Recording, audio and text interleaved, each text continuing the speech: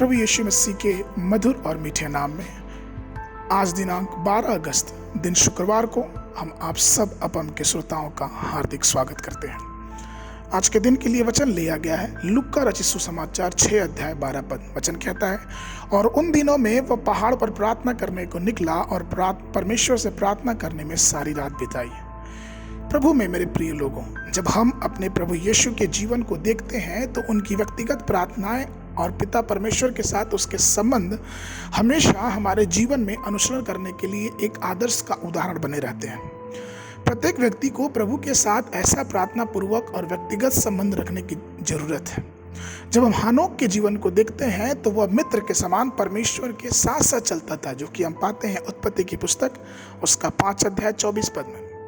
कई अवसरों में हमने देखा कि मूसा सिय्योन के पर्वत की चोटी पर चला गया और 40 दिनों तक परमेश्वर की उपस्थिति में अपना समय बिताया। एलिया उस नाले के पास व्यक्तिगत प्रार्थना का समय बिताया। यहाँ तक कि प्रभु यीशु मसीह ने भी विशेष रूप से पिता के साथ बात करने के लिए 40 दिन तक अपने आप को उस रेगिस्तान मरुभूमि में जाकर प्रार्थना में समय बिताया।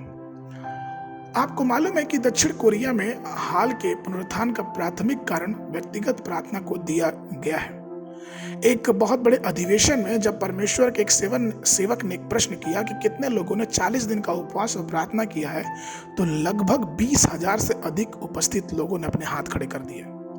वास्तव में प्रियो, व्यक्तिगत उपवास प्रार्थना दक्षिण कोरिया में महान आध्यात्मिक पुनरुत्थान को लेके आया है और ये उपवास प्रार्थना उसका एक महत्वपूर्ण और एकमात्र कारक रहा है।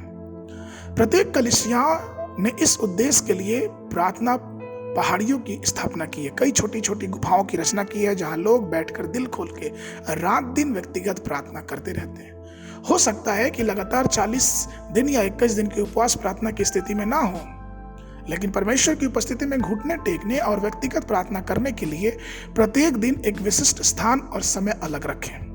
रविवार के अलावा कलीसिया की इमारत में भी ऐसी व्यक्तिगत प्रार्थनाओं के लिए खुली रहनी चाहिए। यहाँ तक कि गोपनीयता प्रदान करने के लिए आप अपनी व्यक्तिगत प्रार्थनाएं परमेश्वर के सामने कर सकते हैं। आपको व्यक्तिगत प्रार्थनाओं के लिए हमेशा एक विशेष समय निर्धारित रखना चाहिए। व्यक्तिगत प्रार्थना के लिए दोपहर या देर रात सबसे अच्छी समय होती है, क्योंकि उस समय ज्यादा परेशानी नहीं हो सकती है।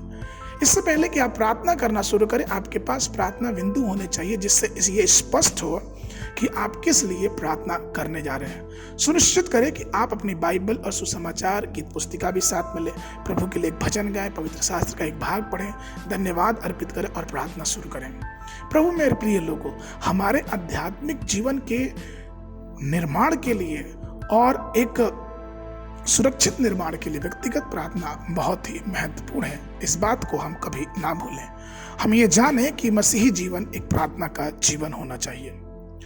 आज के वर्णन के लिए जो पद है वो लिया गया पहला यूहन्ना की पत्री 5 अध्याय 15 पद। और जब हम जानते हैं कि जो कुछ हम मांगते हैं वह हमारी सुनता है, तो यह भी जानते हैं कि जो कुछ हमने उससे मांगा है वह पाया है। बाइबल अध्ययन के लिए सुबह के समय भजन संहिता की पुस्तक 84, 85 और 86 अध्याय, संध्या के समय रोमियो की पुस्तक उसका 12 अध्याय। परमेश्वर आप सबको आशीष देवे।